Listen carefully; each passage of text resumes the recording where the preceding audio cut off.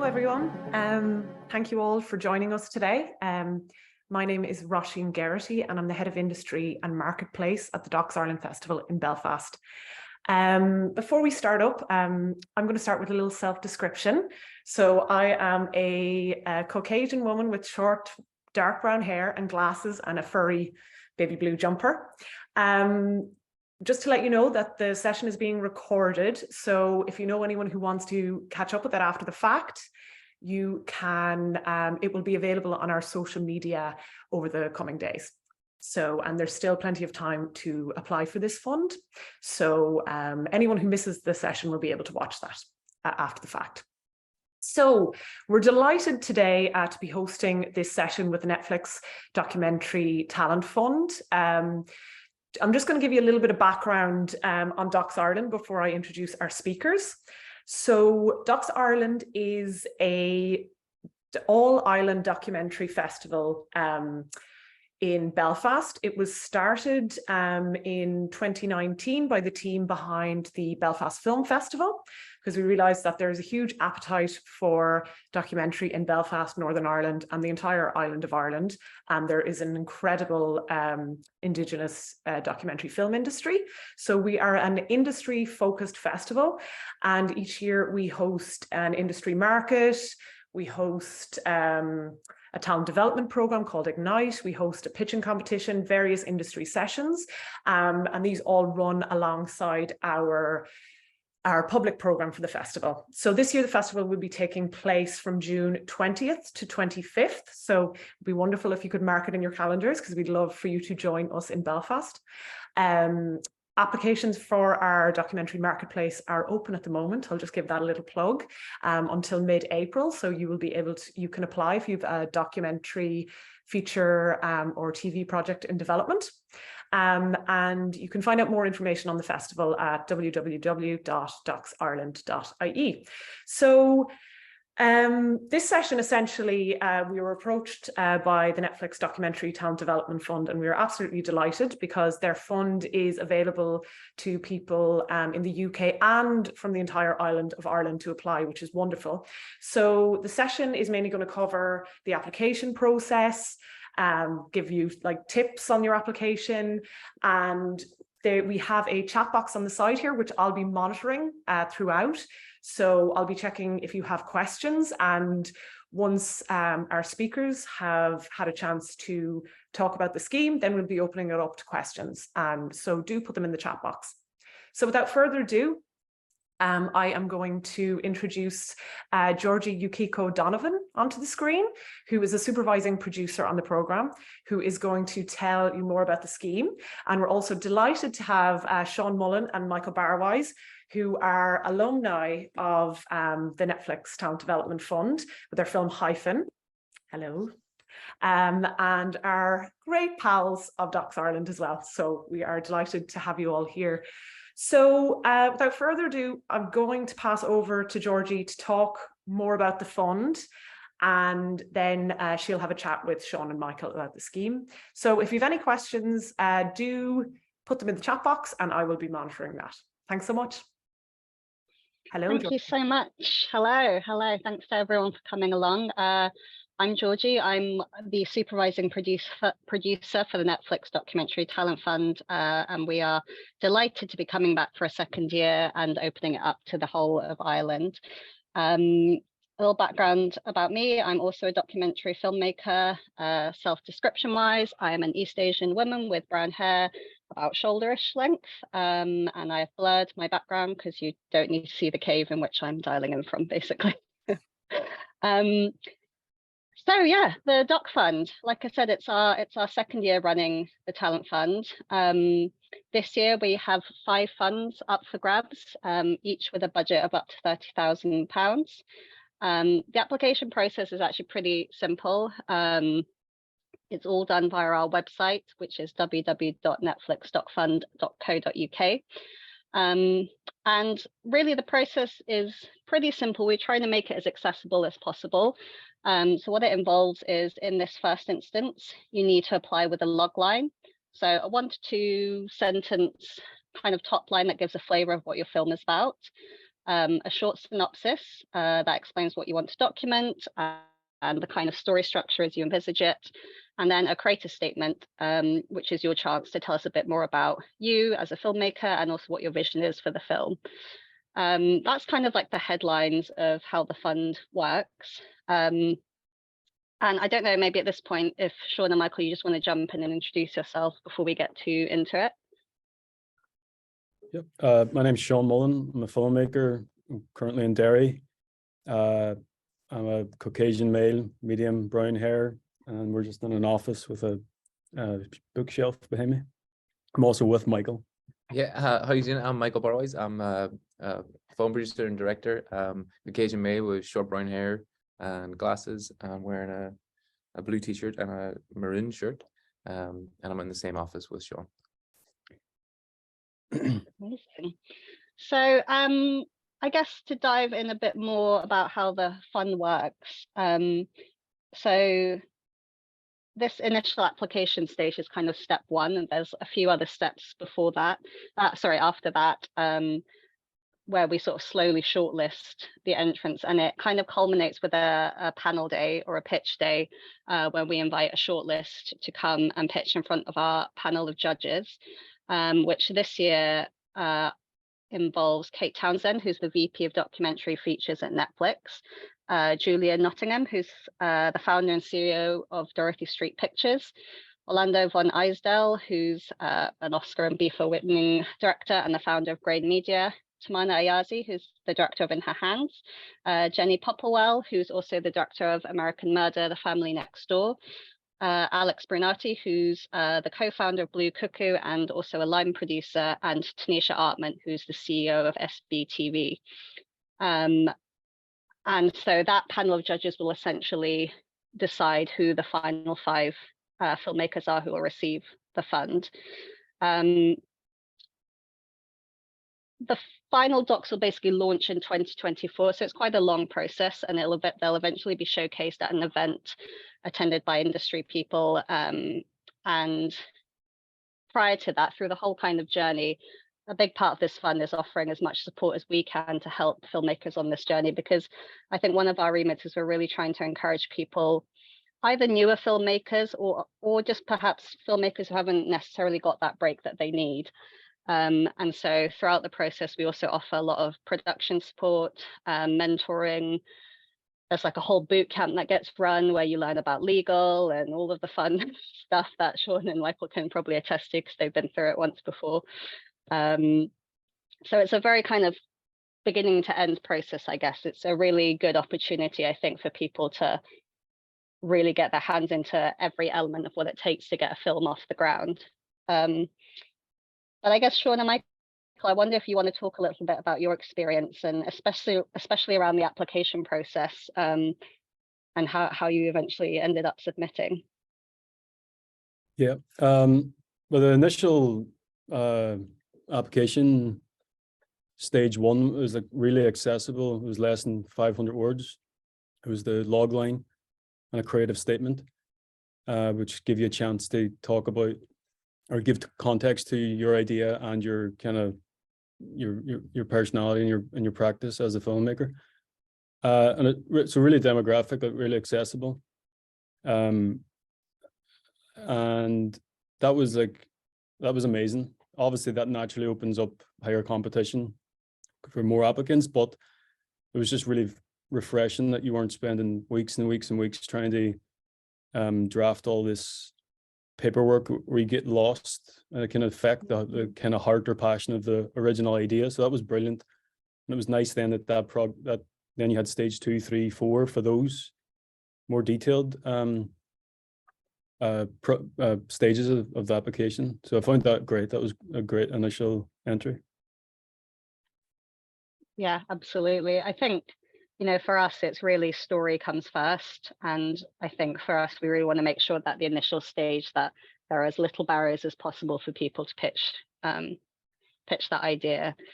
I just realized we actually have a little teaser that we can show, which is from the last year's films. I'm going to try and share my screen and see if this works. Always a gamble. Definitely worth trying. All right, can you see that? Yes. Yeah. Okay, let's give it a go.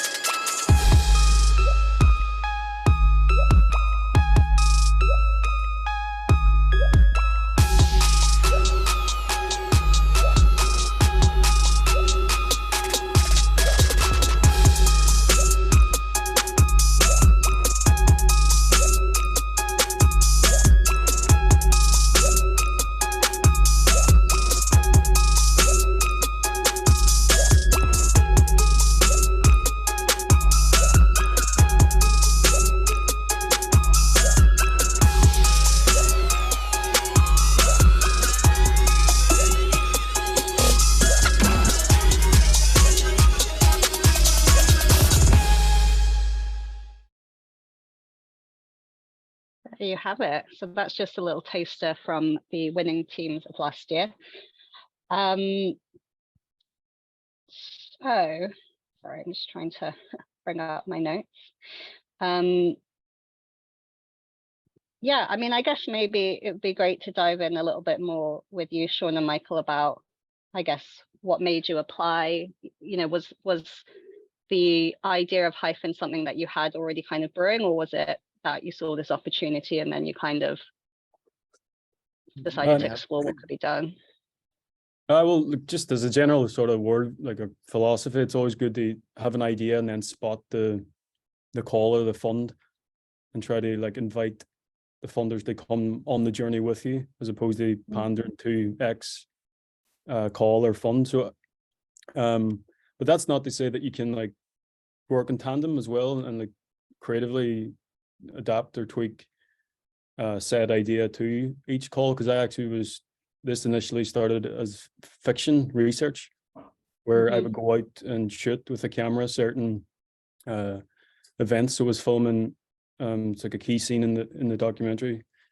It's a huge bonfire. So I was filming that as like production value for a low budget short fiction. But it was in doing that then I started chatting with some of the lads down there. And then that was like that side of it. But then I came across Hyphen, who's the artist, the musician, just one night scrolling on Instagram, and then started kind of like adapting these two ideas. But it was like as I was in development with kind of merging the fiction and the documentary that I seen this opportunity come up. And I, like always, deadlines give you motivation to be like, right, let's go. This feels like a sort of cinematic scale that could be like appealing to Netflix. It was how you, because you've said a couple of times, it was sort of how accessible the application was to begin with, whereas like the idea was like, do you mind me saying, it was like it was formed enough, but it wasn't like completely fully formed, but it was like, but that application, I like go down with something like smaller was better, like it felt more open in terms of, in that way, like made it more like appealing. No, definitely, because the great thing about the kind of whole scheme is that I knew exactly what I wanted to make, but I wasn't sure exactly how I was going to execute it. And just as a process of making films, that's how I like to work. Like I know what I want to do, but I want to like find out as I go. But sometimes you don't get that opportunity. You have to come with this finished package, where the Netflix thing really embraced having enthusiasm and confidence in knowing what you wanted to do, but there's still space to like develop it. So that was really enjoyable. That's great to hear.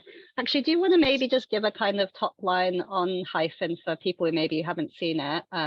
Although you can all go watch it. It's on Netflix's YouTube channel, which it's just worth me actually saying that is where the end films all end up, is on Netflix's social channels.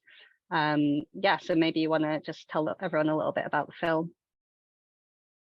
Yep. So like our logline that we kind of finished with was like it's Jordan Lee Brady James, also known as Hyphen, was a young London dairy man in between places, and was told that a Northern Irish accent can't rap.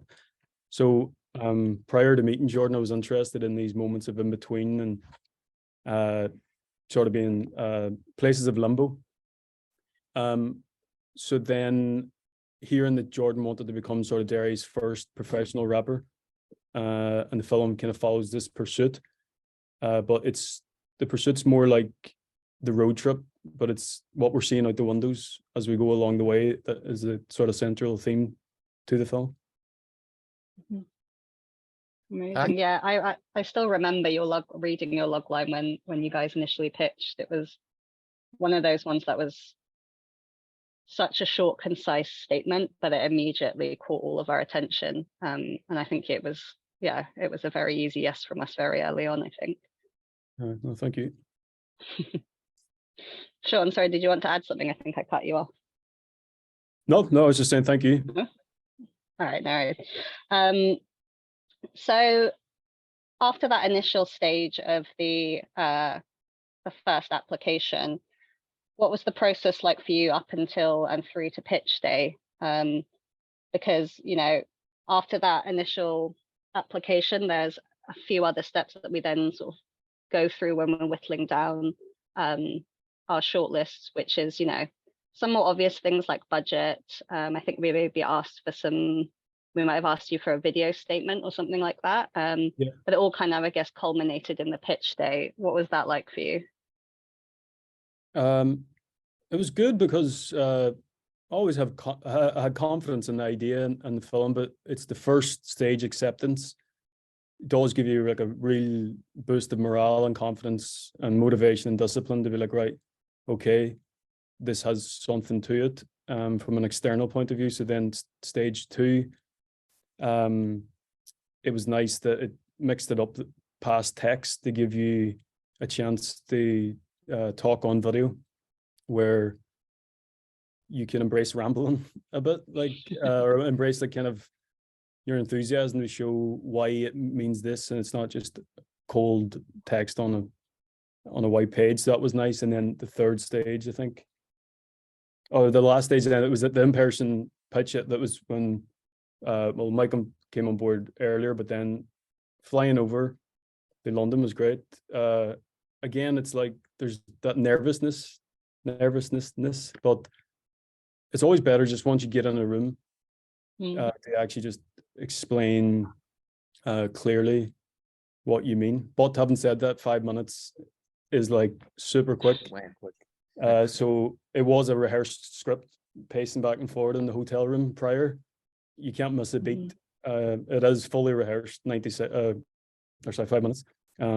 So I would definitely that last stage, don't ramble. Like it's a time back and forth where we know our own intros, then the first paragraph, second paragraph, back and forward. And that like rehearse before, and if you can, because we were like really lucky in that like a class, like Irish director Tag O'Sullivan like gave us the opportunity to have him first.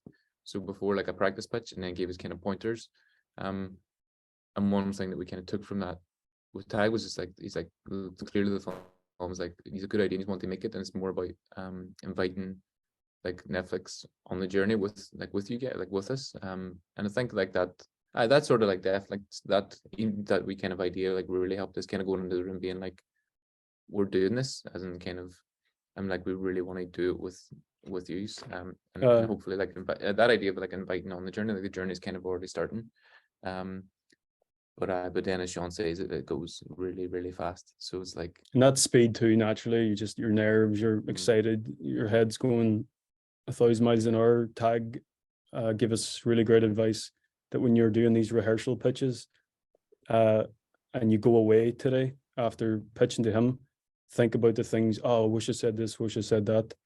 That was really great advice, because you get the that isn't like kind of fake pitches, but don't treat them as fake pitches either. Like they're but I've definitely rehearse the pitch. Fingers crossed you get to that stage. Absolutely, you're absolutely right there. I actually also got my start. My first ever documentary was funded through a very, very similar scheme to this, and I remember so clearly that I was in the office next to the pitch room, just walking around in circles and like reciting my pitch over and over again, literally until I think the minute I walked through the door. But I think your pitch was really remarkable. I remember it so clearly because I think for you guys, one of the things that always stood out is you had such a clear vision. Like it was so, you communicated so well what we were going to see on screen and your visual aesthetic to it.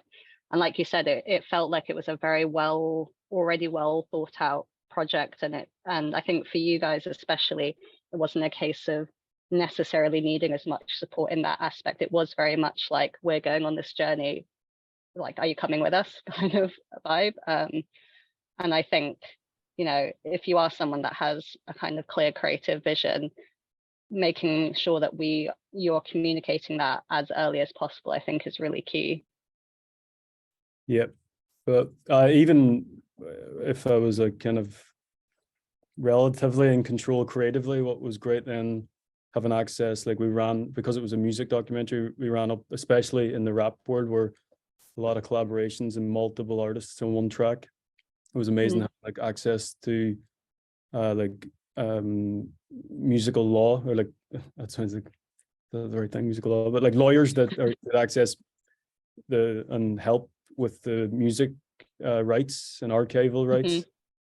All the kind of legal stuff was really helpful to make sure that the creative path was staying on the right tracks. There's like that, which is that kind of in the terms of production, like there was always that support that sort of let the creative be creative rather than, and there was like that, like the legal teams, and then like line producers, and then because that's something I knew nothing, like pretty much nothing about really at that scale, and that was always, and it was nice, it was respectable too. It wasn't like I don't know, condescending or like babyish. It was very like always accessible if needed, and it was like, and even in terms of like, I think even going into, we were like, oh, this is that kind of access, especially in shorts, is like something like really rare. To have like a whole legal team is kind of amazing. So we were like, oh, let's make the most of this in a way too, to kind of like using, because I think what's nice about the talent fund is that there is that support. It's maybe slightly different from like commission, where it's like handed over and then like that's all there for the production company to handle, whereas you always have this support the whole way through that you can access. And like Sean says, it was never I was never in any way condescending or like you should know what you're doing. It was, I think, in a nice, like in a nice way, the assumption was that like everybody's kind of at the same level, and it's so it was whatever we needed was always kind of fulfilled, whatever, like in whatever capacity, which was great. I think like we never felt alone, like never kind of felt like, which was especially dealing with like, because it's Netflix, it's like a massive like streamer, so there's that fear, but you know, I don't know, I never felt like there was that kind of any like. No, it was good because the respect for me being a filmmaker let me just be like, I'm the filmmaker in that sense, like this is my role, and then we can collaborate with all the other things. It didn't feel like they were like teaching me filmmaking. It was like the scheme was very much bringing me on board as a filmmaker, and both filmmakers and producers. So that was helpful, just that you could just get lost in the fun part of it. That's great to hear. Yeah, I think you're right. I think there's I think with this scheme, there's definitely an emphasis on wanting to support you to kind of, I guess, run a production at a certain level. You know, I think all of us at some point, we've probably all come from this kind of run and gun indie film world where you do whatever it takes to make the damn thing. But I think a big part of this process is also actually giving you the structure to perhaps run your production at a bit more of a professional level, which, you know, includes all the boring stuff like legal and accounting. But I think, you know, the reason we do it that way is to give you then the tools to go on to carry on that journey. And I think, you know, regardless of your experience level, that's valuable as a filmmaker. And I think, like you said, you know, there was definitely a variety of different levels of filmmakers in terms of experience. And I think one of the things that we try to do at the fund is take a holistic approach and look at each filmmaker and where they're at in their career and think about what's the best support we can give them. what do they need. But like you said, also, if we can see that they've got it, then we kind of let them run and let them do their thing, and let the filmmakers lead in regards to what they want to get out of the experience. Yeah. So, I mean, what was the whole process like, making the film all the way to delivery? Obviously, I kind of have a bit of an insight because I watched you guys going through it, but it'd be interesting to hear now, some times past, how you feel about how it all went down. No, it was great, and because we actually did it through our production company too, we had that little bit more of creative control. But again, it was just a healthy relationship that I was looking forward to, like reaching out, and we got paired up with a producer called Cheyenne. She was great. She's amazing. Always there to kind of back and forward. Never like there's no intention, but you didn't have the kind of like sensation that there was any intention. She was there to help and listen. We had like 3 or 4 shoots across a couple of months, so it was a kind of moments of intensity and then bigger breaks, which is nice. And then we had a good edit. We're just because Michael was the editor of the documentary as well, and the notes were pretty. They were both like emailed notes, but then Zoom as well. They like chat through notes, so that it was never didactic or this is the law or the rule. It was always back and forward and discussion. But it was also good that it wasn't like do whatever you want. Well, there was like a healthy amount of like I think this, no, I think that, like because you want the pushback too, so that there's like a healthy discussion. Otherwise, then you think there's a certain that like it becomes kind of bad if there's like apathy, that as if we're like the bottom of the rung and Netflix is doing their other things. There was genuine interest, and so but overall I mean it was a good experience. I really enjoyable, and even in terms of like because we shot like it was sort of sporadic, but it was never even that like wasn't there was no kind of there was nothing put forward like, oh, you have to shoot over like a week, and that's like there was no restrictions in that sense. Like it always felt like we were working in the way that we wanted to work. Like I don't feel like we changed any. I don't feel like we changed our way of working. Let was just give room to breathe for the process that we were already doing, and again it was like individually tailored and having, which is nice. And the challenges were all good challenges, and like I like the notes as Sean says were like they're good and they sort of challenge you, like as in like you're not just sitting with like you're just sitting with yourselves and being like thing where you had that outside things coming on, but as in a way like it always felt like everybody was trying to make the best film, which they're trying to make work, which is kind of what like an ideal scenario. Like they were never like no, it was never felt like anything other than that, which was great. But like it was a really enjoyable. I'm trying hard to think of bad things, but I can't think of. That's fine. That's a good to review then.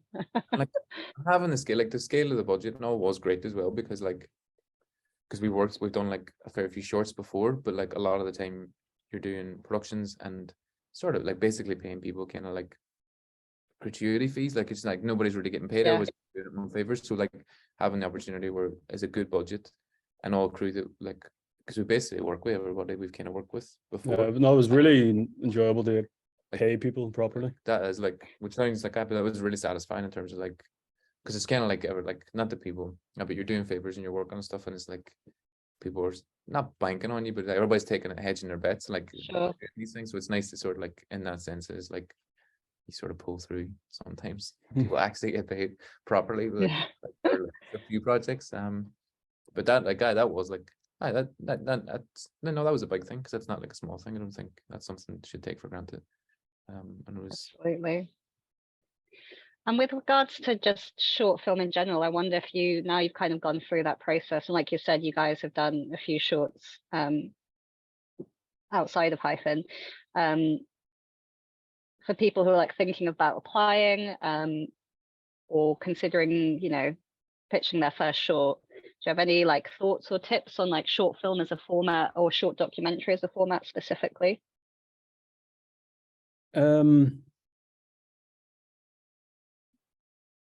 Well, it's definitely good to know, like I said before, have your idea before the fund, and then see that the fund matches your idea instead of the other way about. And then also, I mean, well, particularly with this fund, I can't see any idea or structure, be it a more poetic approach or expositional, verite, whatever way your style is. This specific approach is actually really, it's a free for all. It's all embracing. Mm-hmm. So it doesn't really apply to this, I don't think, but it is good to know for other. Well, I suppose that is known in itself, that my idea, that what I wanted to try and experiment to a certain degree, was applicable for this call and not other Mm-hmm. calls. So I think that's Mm-hmm. good to know, that what you're attempting, make sure it will be appropriate or fit into that fund. Because otherwise, maybe this like hyphen might not have, it would have been either abused and battered in a different fund, or maybe it wouldn't have made the call at all. So that's another thing in terms of rejection and failure too. It's just not always the quality of your idea, but where your idea is sitting. Absolutely. I mean, I definitely encourage everyone. Actually, forgive me, I actually realized I don't think I have explicitly said what the theme for this year's fund is, because I think your year, the theme was Britain's not boring and here's the story. But this year it's a slightly simpler, less wordy theme, which is just on the theme of connection.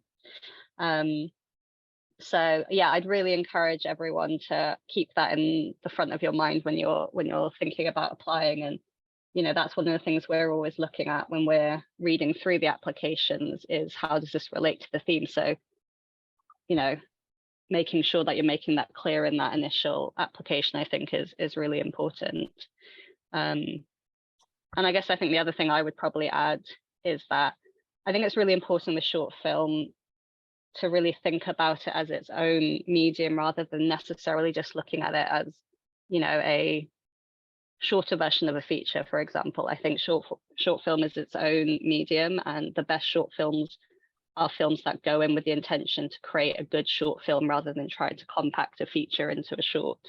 So I always think it's good to come from that angle. I don't know if Rasheen, you want to jump in or add anything. You probably have watched a fair amount of docs.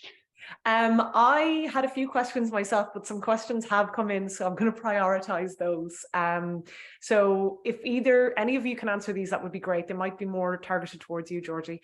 The first one is, hi, just wondered whether the subject matter of the films from Ireland must have Irish-based themes, or can the subject matter be from abroad? Thanks. Sorry, just before we answer the question, Michael, can I run on? Apologize, I have to run on to take for the Star Talk. Can I? So really sorry, but Sean's going to. No worries. Thank you. On demand. Bye. Booked and blessed. So yeah, so does it have to be an Irish story? Not at all. This year, like I said, the theme is connection, so that is open to interpretation however you want.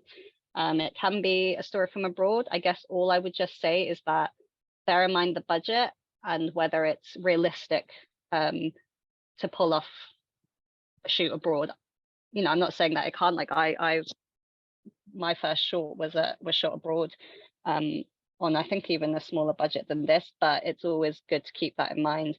And like I said, we expect on this fund for people to be paid properly and for you to do everything, kind of by the books. And so your budget will have to reflect that. So absolutely, stories open, but just make sure that it's realistic. Great. Okay. Somebody else has asked a few questions in one here, so I'll ask you those here. Can the filmmaker pitch with the main subject of the documentary, or does it have to be pitched with the producer? So you don't necessarily already have to have a producer attached. If you do, great, and that's always something that we like, is helpful to see, but it's by no means a requirement.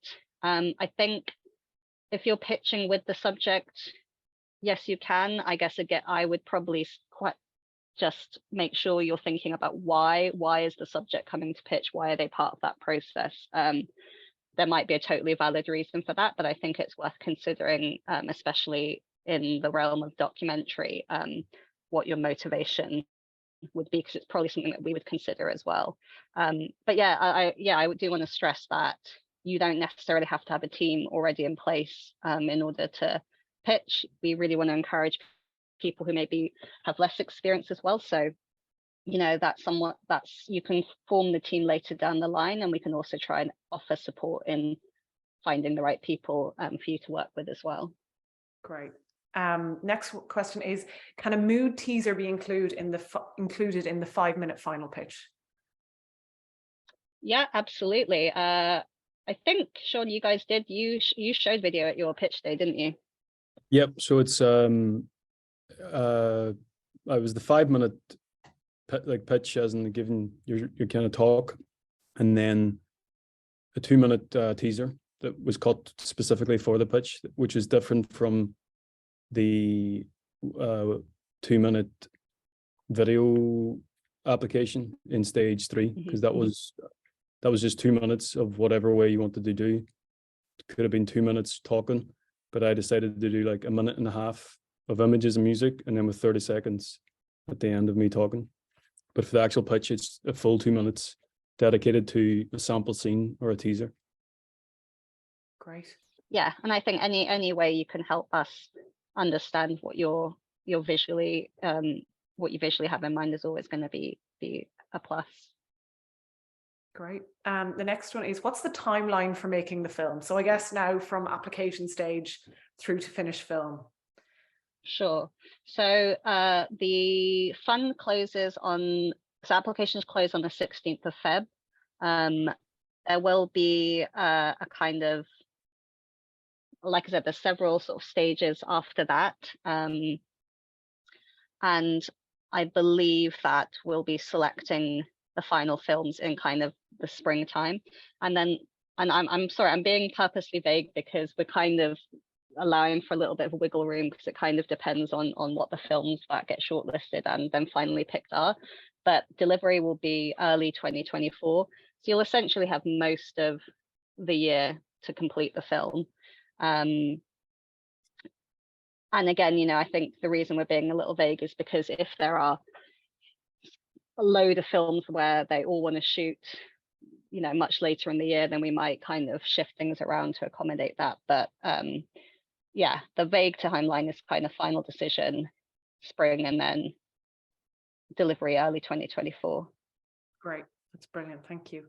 And then final question from the same person here is, I'd like to set up my own production company in order to make this short to allow for more creative freedom, like Sean said. Do you pair filmmakers up with a producer? So not as a hard and fast rule. We might, if someone particularly needs a producer, maybe they don't have the network, we might try and help put them in touch with people.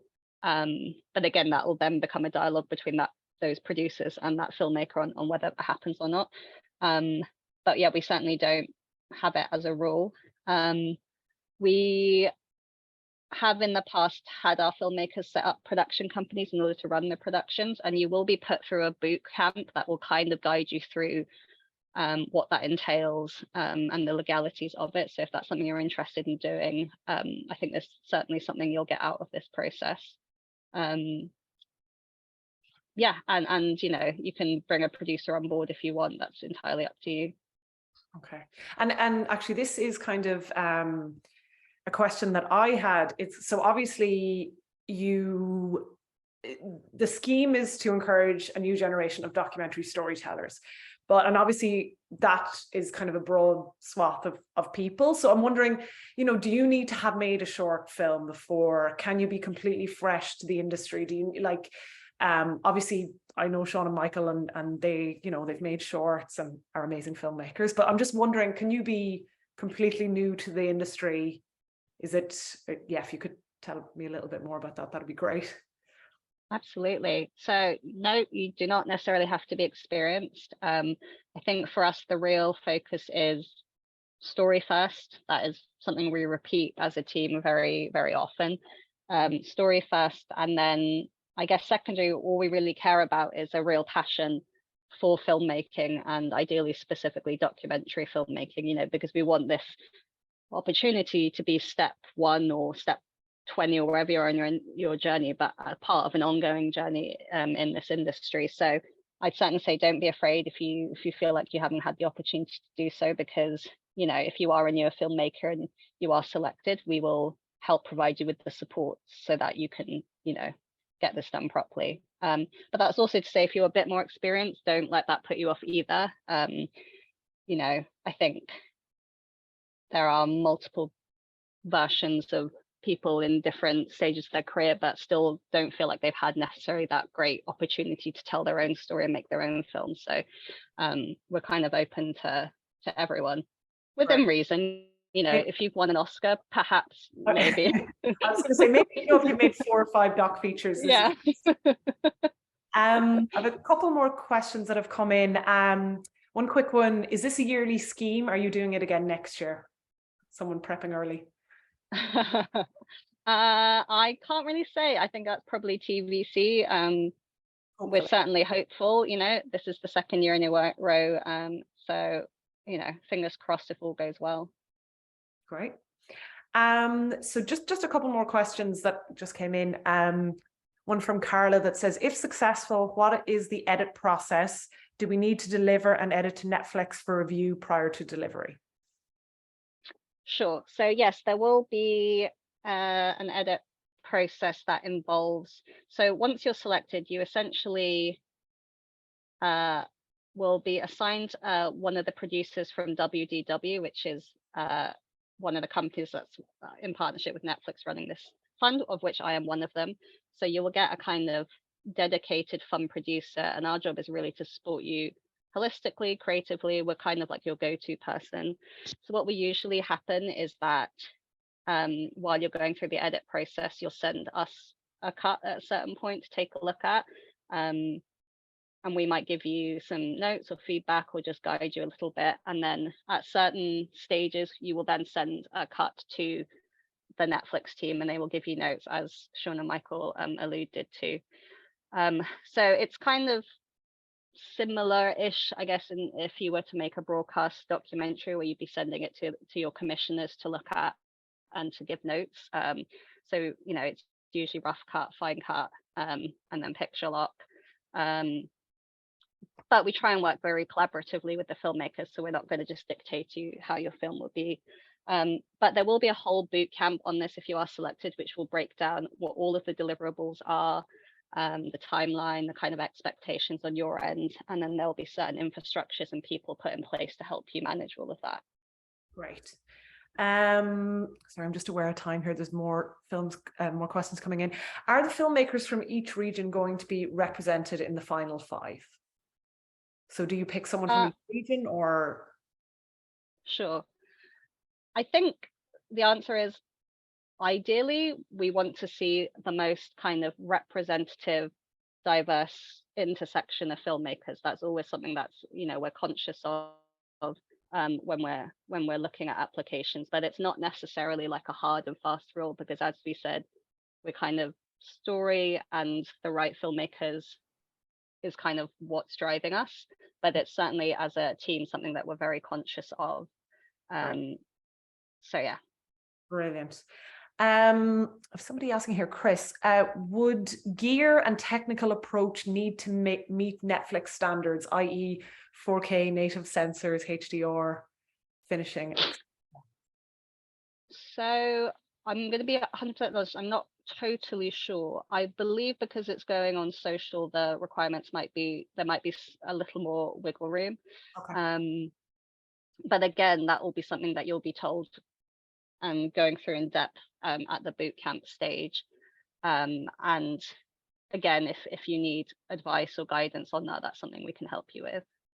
Great. And I have a final question here that might be a good one to finish off with if no more come in. If you do have any questions, do ask them now, any final ones. But one here, can you talk more about the theme of connection? I suppose it's very open to interpretation. It is. I mean, I think that's what's kind of exciting about this year's theme, is that it's pretty broad and open to however you want to take that. I think the more creative response to that, the better. I think, you know, my advice would be just always keep that in mind and try and be as specific as possible. But it really is kind of, we want to hear your interpretation of that theme and what you kind of come up with. So I don't really want to say too much and put too much of a definition on it. Okay. Perfect. And somebody is asking, can the doc be entered into festivals or is it Netflix exclusive? So filmmakers will own the IP. The top line is filmmakers will own the IP to their films. So the films remain yours. And you absolutely can enter it into festivals. In fact, one of the films from last year was longlisted for a BAFTA this year. So, you know, we very much encourage that. I guess the only kind of caveat is that all the films will go on the Netflix social channels. That's kind of the end deal. But broadly speaking, yeah, the IP remains with the filmmakers, and you'll get a chance to talk with the legal team at the stage of selection as well if you want to like find out more detail on that. Great. Brilliant. Well, I think that's all the questions that have come in. And I have kind of covered the questions that I wanted to ask within that. So I suppose maybe we should give the headlines again of the scheme. Just the application deadline is February 16th. Yeah, February 16th. Yeah, so you need your logline, your synopsis, and your creative statement. But that's all you need at this stage. So I'd really encourage people to apply. You know, we're really keen, especially now we've opened it up to the whole of Ireland, to get as many applications in from you guys as possible. So and if you go on the website, there is contact information if you have any other specific questions. We're always open to answering them. Yeah, I guess that's Brilliant. it. And just, I guess we said this at the beginning, but it's £30,000 funding, and the fund is across the UK and the entire island of Ireland. Yeah. And what is the address? We're going to put this session online on our social media. So if anybody has missed it, do share it with your friends and other filmmakers that you know, and we'll include the link to apply. But can you give us the URL of where you apply, Georgie? Yes, it is netflixdocumentary.co.uk. So nice and simple. Brilliant. Sean, do you have anything else to add, or are you happy? Any last words of wisdom? Godspeed. Good luck. No, I just be as authentic and honest as you can, and don't try and figure it out. Just focus on your idea. Like you're not going to figure out if they want this and that. There's no point. It's a waste of time. Just focus on your idea and stay passionate about it. Yeah, story fast. Great stuff. Thank you so much. Like, you know, as hopefully you'll agree now after hearing that webinar, like this is an amazing scheme. Like it's so open and inclusive, and even just purely like the application process to begin with, and the fact like outside of even getting to make the film, the guidance and support that you're going to get throughout the process, just it's incredible. So congratulations on the scheme, Georgie, and you know, hopefully we'll have some Irish participants. I certainly hope so. I can't wait to read all the applications. So thank you so much for having us. Great. Thank you so much, everybody. Bye-bye. Thank you. Bye. Bye.